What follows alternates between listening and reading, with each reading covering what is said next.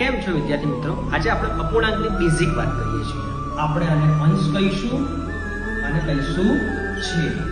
હવે આપણને બતાવે શું છે તો કે 8 સરખા ભાગ કરેલા છે, જેમાં 5 ભાગ આપણને બતાવેલા છે. કેટલા ભાગ બતાવેલા છે? 5 ભાગ. પરથી આપણે લખીશું અપૂર્ણાંકમાં. તો અહીંયા ટોટલ કેટલા સરખા ભાગ છે? તો કે 1 2 3 ને 4. તો છેદમાં લખીશું 4.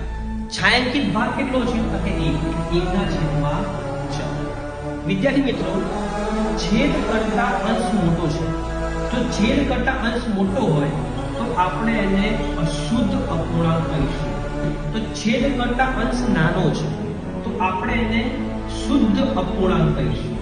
શુદ્ધ અપૂર્ણાંક. અશુદ્ધ જે અપૂર્ણાંક છે એને આપણે મિશ્ર અપૂર્ણાંકમાં ફેરવી શકીએ છીએ, પરંતુ શુદ્ધ અપૂર્ણાંકને આપણે મિશ્ર અપૂર્ણાંકમાં ફેરવી શકતા નથી. મિત્રો, આપણને અહીં અપૂર્ણાંકનો ગુણાકાર આપેલો છે. ગુણાકાર સિમ્પલી કે 7 એકા 7 છેદમાં લખીશું. આ પ્રકારનો ગુણાકાર આપેલો હોય ત્યારે આપણે શું કરીશું તો 2 ચોક 8 છેદમાં 5 કરી 15. આપણને અહીંયા ભાગાકાર આપેલો છે તો ભાગાકાર કરતી વખતે ખાસ બાબત ધ્યાન રાખીશું આપણે કે ભાગાકાર એટલે એ સંખ્યાને એના વ્યસ્ત વડે ગુણાકાર કરવાનો. તો 7 ગુણ્યા આનો વ્યસ્ત થશે 5 ના છેદમાં 2 માટે 7 પંચા 35 છેદમાં થશે. મિત્રો, આ પ્રકારનો ભાગાકાર હોય ત્યારે શું કરીશું તો કે 3 ના છેદમાં 5. મેં કહ્યું હતું એમ આપણે શું કરવાનું છે? ગુણાકાર. કોનો? વ્યસ્તનો. તો ગુણ્યા આનો વ્યસ્ત થશે 2 ના છેદમાં 1. 3 દુ 6, 5 એકા 5.